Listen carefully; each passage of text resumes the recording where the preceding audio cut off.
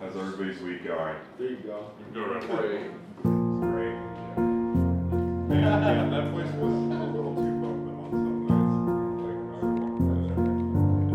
nights. Roots Young Adult Shelter is a low barrier emergency overnight shelter service for young adults that are 18 through 25. We help set folks up with a place to sleep every night and then try to offer additional resources from there. We are the largest emergency shelter for young people in Washington State. We're a safe place for young people to sleep, open every night of the year, and help young people and partner with them on their journey towards permanent housing. We have primarily been shelter services overnight, so it's a very different model to have supportive services 24 hours a day. We are expanding to case management, having mental health supports, having a health clinic. We're really focusing on providing all of the services that one needs to really transition from shelter to independence and really be that epicenter for the community to access those services.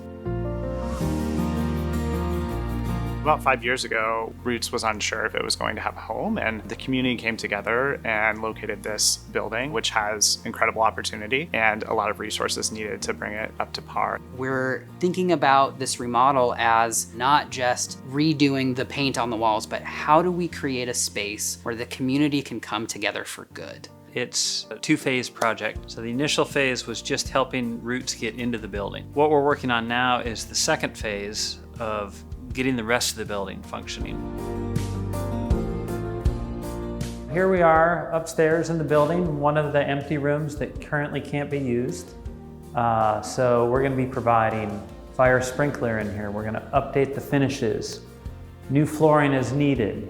The other thing that we're going to do is provide an area for clinical partners. We can bring plumbing to the room, provide a lockable cabinet and casework so they can have a sink. Set up the room so that there can be examination tables for people to come in and get help and assistance that they might need.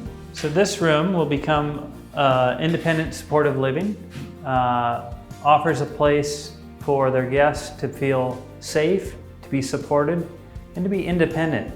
Having a safe place to sleep at night, having services nearby, allows people to discover what they might want to do with their future. With a renovation of this room for Roots, it offers a place for that. Here we are in the existing kitchen. The room is right now really cramped. It's not functioning very well for volunteers. So part of what we're going to be doing is making the room a larger rectangle, easier to lay out for a dishwashing station, prep area, a really full-size pantry that can serve all of the storage needs, and just a better flow to help support serving the staff and guests while they're here in the building. One of the big changes with this phase of the renovation will be adding an elevator inside the building, but that won't be visible from the outside. From the front, however, you will see that the building's being made fully accessible. So we're going to lower the front door entry down to sidewalk level. We're going to enlarge the courtyard, so the threshold of entry will now be at the sidewalk, and it'll be a new front door for Roots to the community.